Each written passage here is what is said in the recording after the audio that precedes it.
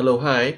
This is a recording lecture on the topic of consideration, and we want to examine a very interesting topic for today, and that would be the doctrine of practical benefit within this topic of consideration, and the famous case of Williams and Roffey brothers. Now, we know that, of course, this was the case that recognized this doctrine of practical benefit, although you may want to note that it was not the first time that the UK judges had discussed this doctrine. In fact, it was discussed in the case of Fox and Beer hundreds of years ago, and the court then had rejected the doctrine.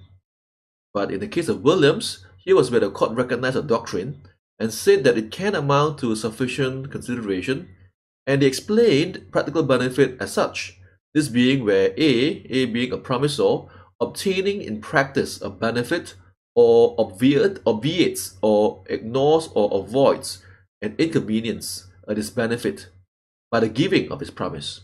And so if you can show that, then therefore this can be sufficient consideration. Now, for purpose of this lecture, I won't go through with you the details and the facts of this case. I assume that you would know the facts. And so based on the facts of Williams, the court found the following to be the practical benefits in question. Firstly, here the promissor, this being the main contractor, had avoided a penalty clause with his employer, and therefore to him there was a practical benefit. Moreover, he did not have to look for a new subcontractor. So here is where he obviates a disbenefit, he avoids an inconvenience, and that to him again was a practical benefit.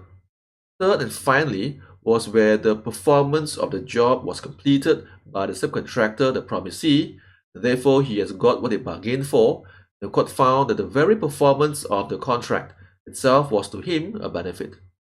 And so in conclusion, in summary of the case of Williams, was where the court found that there was practical benefit. Now, post-Williams, we want to examine how the court had treated this area, and we have a case called Ray Select Move. And no doubt, whilst the court affirmed Williams and said it was correct, but they distinguished themselves from the case of Williams and said that it would not apply on their present facts because it concerned part payment. And so we have this peculiar position now of where practical benefit can be recognized as sufficient consideration in facts like Williams, but not in facts like Ray Select Move. And therefore this is confusing in a sense. Now we also have a second issue here, and this would be the case of South Caribbean Trading and Trafigura, where despite them applying the case of Williams and the doctrine of practical benefit, here was where the court criticized the doctrine and said that it offended the basic principle that consideration must move from the promisee. And so therefore now we seem to arrive at a very peculiar scenario where we want to ask whether is practical benefit now sufficient as consideration, in particular for part payment, and really what is the scope of its doctrine. Now it seems to be that from Ray Select Move that they've now rejected practical benefit as sufficient. But is this still the position today? Because post-Williams, there's now a third case that we want to now discuss. And this third case now is the case of MWB, where in MWB and Rock Advertising is where the court seems to have managed to make a very strained attempt to reconcile. Now, MWB was a case where the court said that practical benefit is sufficient consideration for part payment. Now, if that's what they are now saying, how then do we reconcile with the case by the House of Lords, Fox and Beer, where the court said something otherwise and that practical benefit should not be sufficient? Now, to understand this, we want to examine the facts of MWB. So here are the facts now concerning how there was a written tenancy agreement between the landlord and tenant. And in particular, take note that there was a clause that required for any variation or changes to be reflected in writing. It cannot be oral. However, the tenant was in arrears, could not pay his rent, and so between himself and the landlord, they reached an oral agreement where the tenant will pay a lump sum first and a balance over installments.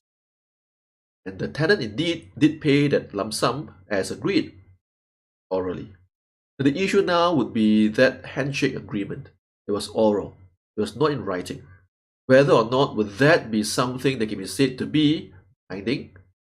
So is the oral variation valid? And if so, is there any consideration to support that agreement? Now, the issues that came before the Court of Appeal would be these two issues. Firstly, we want to recognize that the original contract already had a written clause stating that any variations, any subsequent changes must be in writing. It can't be oral. But as we saw just now from the facts of MWB, the variation was oral. So can that be possible? And even if it were so, there's now this second related issue which is at the core of our topic and discussion for today, and that is whether or not is it supported by any consideration. What did the promisee do in relation to the oral agreement where the landlord will only take lump sum first and then balance over installment? Now, the reason why that was important was because, as I mentioned earlier on, it seemed to be that there was the earlier case of raise select move that had not allowed for part payment to be sufficient, but MWB seems to now suggest that it can be, because this was what the court said. Firstly, the court found that the oral variation can be valid despite the written clause that stated it to be with the requirement of it writing. But more importantly for us, for our topic for consideration, was when the court found that there was practical benefit as sufficient consideration to support that variation.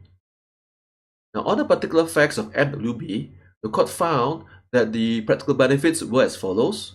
Was firstly, that he obtained immediate payment of an agreed lump sum, something which he might not have been able to obtain if he had pursued a legal route or legal pathway to enforce the agreement.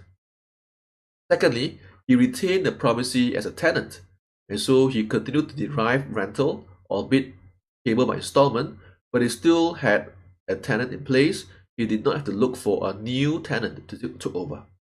And so here was where the court concluded that there was a binding agreement in that oral variation.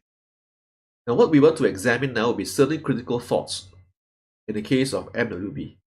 Firstly, why would you think that the courts were so generous in the case of MWB and even in the case of Williams to find consideration? Would this not be inconsistent with Fuchs and Beer, where in Fuchs and Beer the court had said that part payment of debt does not discharge the full debt, and any practical benefit that you derive from that part payment is insufficient? But yet, the principle or the judgment in MWB seemed to be inconsistent with that. And so we want to ask, how then do we reconcile Pinot's rule, Fuchs and Beer with MWB? How do you reconcile Williams with MWB? So these are all the various thoughts or critical thoughts that we want to examine. Now, the effect of MWB so far seems to be where the law can be reconciled. As I mentioned earlier on, they have made a very strained attempt to reconcile. And so we want to cover this in more greater detail in a separate lecture. But these are just some thoughts that you would want to think through to recognize that there's a possibility that today, with the case by the Supreme Court, in fact, as I mentioned just now, MWB was Court of Appeal, but it's now gone up to Supreme Court, where it's now a pending judgment, where the judgment will be delivered in 2018, sometime this year. And we want to watch this space to see what is it that the court will say, and will they affirm the Court of Appeal, or will they maybe overrule and say that it's inconsistent with Fuchs and Beer, with Pinot's rule, those being, of course, the cases by the House of Lords. And so watch this space for more lectures and for further clarifications in this area of law.